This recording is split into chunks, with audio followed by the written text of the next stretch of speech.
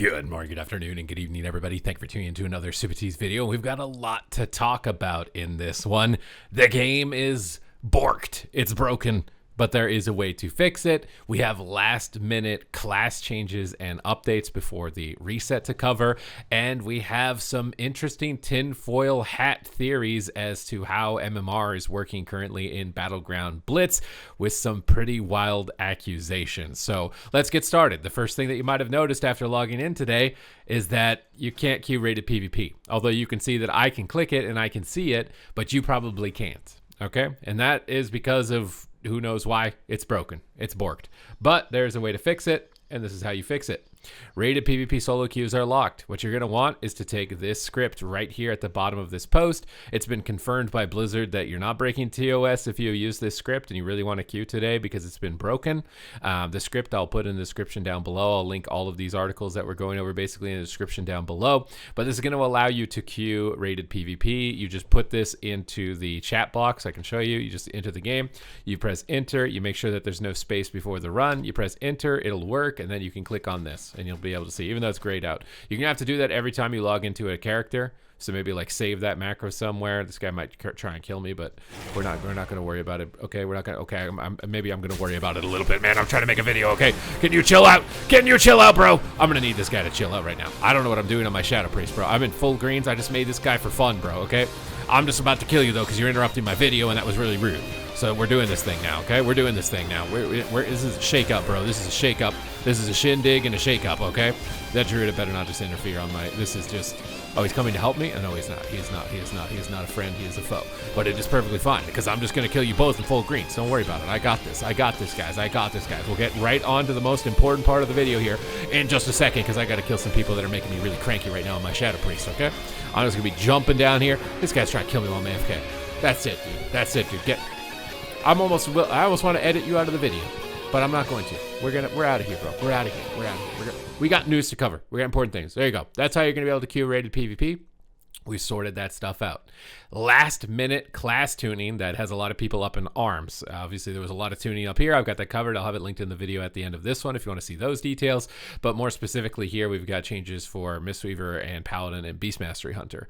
You're going to read this as all damage of your pets and pets' abilities are being increased by 8%. However, they have left a developer's note that their intention is to only increase AoE damage from Beast Mastery Hunters and not their single target. So Beast Mastery Hunter is likely just going to end up probably in the same spot that it is, which is still really good. For Mistweaver, I didn't see these ones. Mastery of Harmony fixed on an issue that caused Coalescence to not increase the healing taken during Aspect of Harmony. Master of Harmony Coalescence now causes Aspect of Harmony to increase damage and healing taken by 20%, down from 30.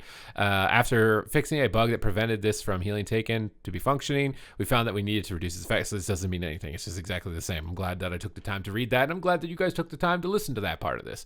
Holy Paladin, though, they're not reducing their healing by 5%. It wasn't going to affect PvP anyways, but they're not doing that. Instead, they are changing Dawnlight. So Dawnlight is no longer going to have its healing reduced beyond 5 targets, but its healing is going up by 30%. And their intention for this is that in smaller group content, like 5 players or less, it's going to be stronger.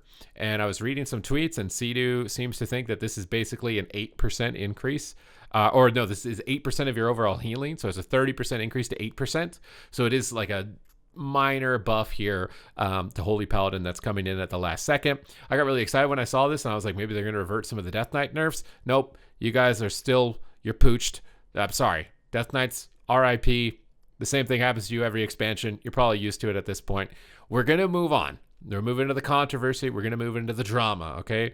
There's a guy on Reddit here, the Hyrule that really thinks there's something going on with Battleground Blitz. And it's very strange. He writes what's the word I'm looking for right here?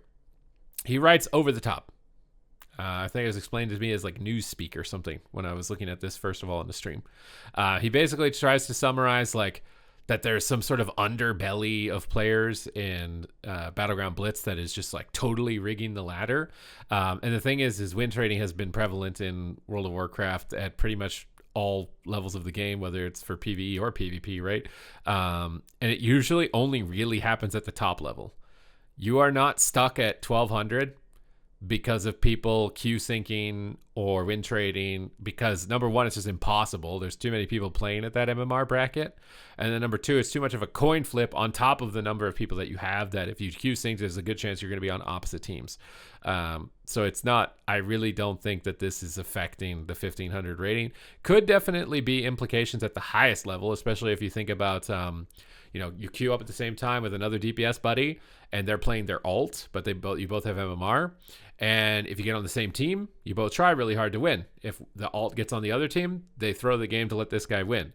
So there's a lot of stuff that they're going to have to monitor as far as potential cheating, but that is really only going to affect anybody chasing the top 0.1% titles. And that's stuff that was basically already happening in Solo Shuffle, all of Dragonflight, and it's completely bannable. So I don't recommend that you do it, because if you get caught, they're going to strip your titles, you're going to get banned, and you're not going to be able to play the game. So it's definitely not a good time in that regard. But I don't think this queue syncing that he's trying to explain here is really going on at that MMR. And then he explains it as snipers like that. This just kind of sounds like somebody who's angry about being stuck at 1500. And I mean, it is very RNG. I've basically made this graph to explain like the breakdown of your queues for Battleground Blitz.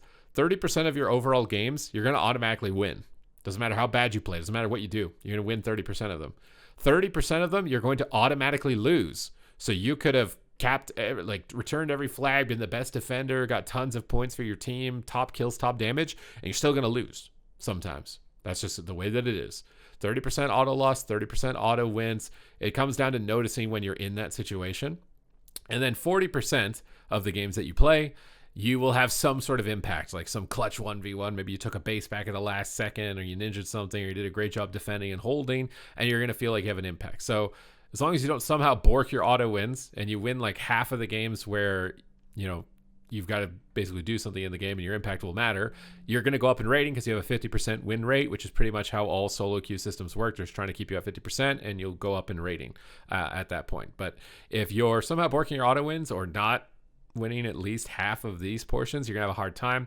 Also, you can't get a lot of games in a day. So if you get really unlucky and you get the 30% barrel where you're just auto losing, and then you just feel like you had a really bad day, you got to just kind of keep going and keep grinding, because it's the casino in that sense. These 40% are really fun. I love Battleground Blitz when I'm in the 40%, where it's like, feels like, oh my God, it feels like I need to win this fight right now, or win this duel or something.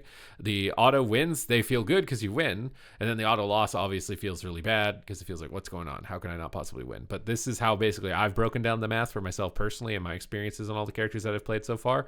But you can definitely climb as long as you're winning at least 50% of the games where this is the case, where you can have some sort of impact on the game.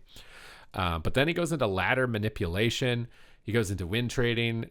This is basically just like all the same thing. The dark arts of RBG. He's really making it sound like people don't cheat in literally anything that has ever existed ever. Clipping through walls. The thing is, I've yet to see any of this, and I've played to 20. I think I'm 2,500 right now in Battleground Blitz on one character. I've played a bunch of alts. I've never seen somebody clipping through a wall. I've never seen.